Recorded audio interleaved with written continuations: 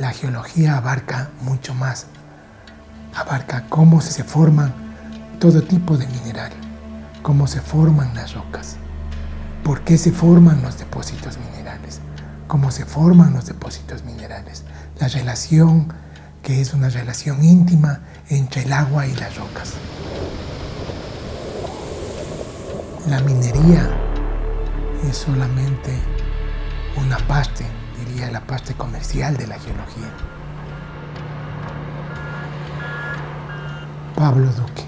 Soy ingeniero geólogo, estudié en la Politécnica, fui profesor de la Politécnica Nacional por alrededor de 40 años. Hice una maestría en la Universidad de Michigan, hice estudios de doctorado en la Universidad de Calgary, en Canadá. Mi campo específico es el estudio del origen y la descripción de las rocas. En definitiva, cómo se formaron las rocas y por qué se formaron. La minería es la extracción de minerales con valor económico. Lo último es obviamente el interés del capital, ¿no? Y no cuida para nada a la tierra, no cuida para nada el ambiente. De hecho, la actividad más dañina que realiza el hombre es la minería, la que más contamina, la que más destruye la vida y el ambiente. No hay otra que se compare. Por eso es que alguna vez en un foro de Naciones Unidas se manifestó que la minería debería hacerse únicamente en sitios donde ninguna otra actividad de desarrollo es posible. El Ecuador no es un país minero, no, bajo ningún concepto. Básicamente por la geología.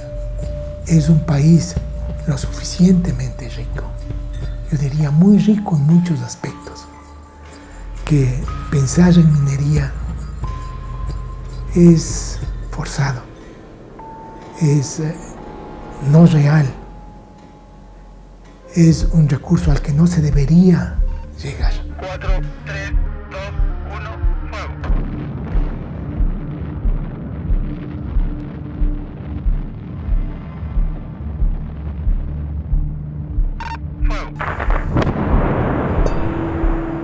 Un tipo de extracción de minerales está determinado, está definido por el tipo de yacimiento, por el tipo de mineral.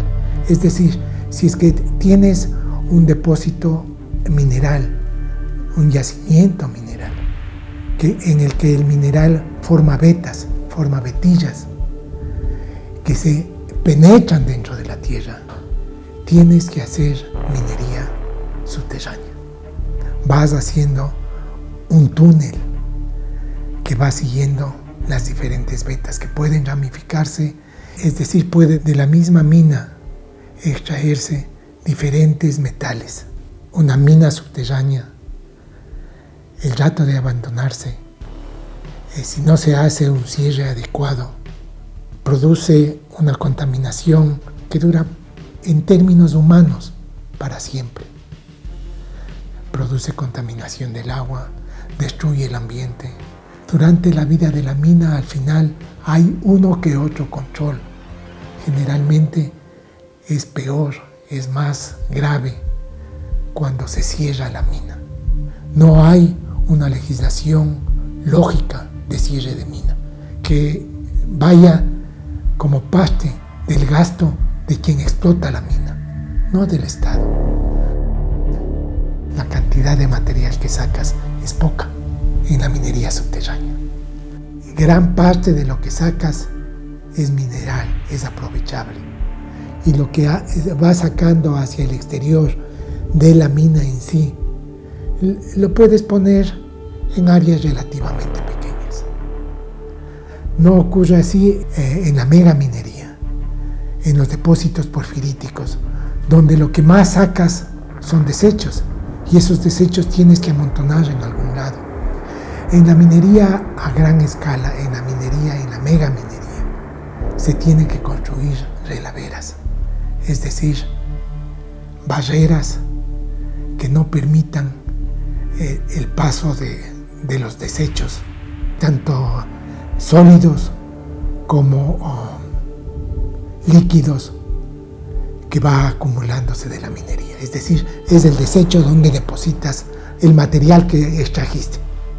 Las relaveras no puedes hacer de cemento armado, por ejemplo, como harías una presa hidroeléctrica, debido a los costos, ¿no? Entonces, uno de los problemas más graves, que más atención llaman, es cómo construir relaveras que sean relativamente seguras. Porque todas a lo largo del tiempo van a destruirse.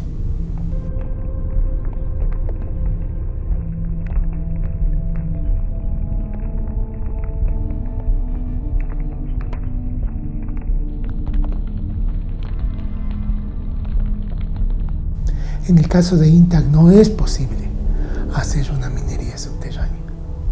Para poder hacer una minería de este tipo, como prerequisito se requiere un cuerpo a profundidad y casi vertical, lo cual es todo lo contrario de lo que sucede en Yurimagua. Es muy diseminado, ocupa una gran extensión, es irreal, sobre todo también por dos aspectos adicionales. El uno es la humedad. En INTAC tenemos un clima sumamente húmedo, precipitaciones extremas que hacen prácticamente imposible pensar en este tipo de minería. Para este tipo de minería se necesita terrenos secos, preferencialmente en desiertos, es decir, donde el agua subterránea esté a mucha profundidad, de modo que no socave las paredes, tanto laterales como suelo y superficie de las cavernas. En los experimentos que se hacen con la minería subterránea por bloques, por hundimiento de bloques, se ha visto que uno de los problemas son lo que podría llamarse autosismos, un tipo de neotectonismo regresivo, un tipo de erosión regresiva.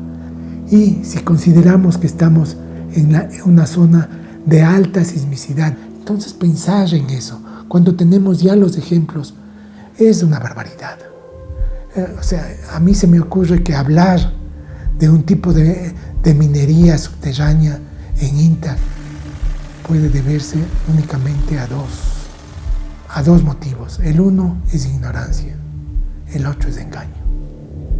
No sé, pero se entendería que, bueno, no importa la destrucción, pero vamos a tener algo de capital este momento. No importa la destrucción que causemos, eso vendrá después. Y eso podemos, en definitiva, no ignorar o no hacer caso. En INTAC, la construcción de relaveras es extremadamente peligrosa. Para construir una relavera necesitas cuencas muy amplias y de poca profundidad, que es todo lo contrario de INTAC, ¿no? O sea, en INTAC tienes cañones, forman valles totalmente encañonados, que construir allí relaveras es totalmente inseguro, 100% inseguro. Es decir, una desgracia no es que puede producirse, es una seguridad 100% que se va a producir. Entonces, la insistencia continua de que va a haber minería y que la minería ya se ve que no es posible, entonces decir, no, pero ahora vamos a hacer minería subterránea para ocultar, para decir ya no va a haber necesidad de relaveras. Pero va a ser peor. La acción del agua allí va a ser un destrozo total. INTAC será otro caso como Coca Codo Sinclair, o peor, la destrucción, que va a destruir todos los valles que salen desde Íntaga hacia, en este caso, hacia la costa. Y es simplemente nosotros vamos a hacer minería y luego sálvese quien pueda cuando se lleguen las consecuencias.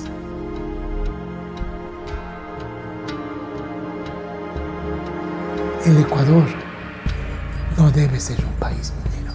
Tiene tantas riquezas, todo tipo de riquezas, que pensar en la minería como una posibilidad de desarrollo es un absurdo.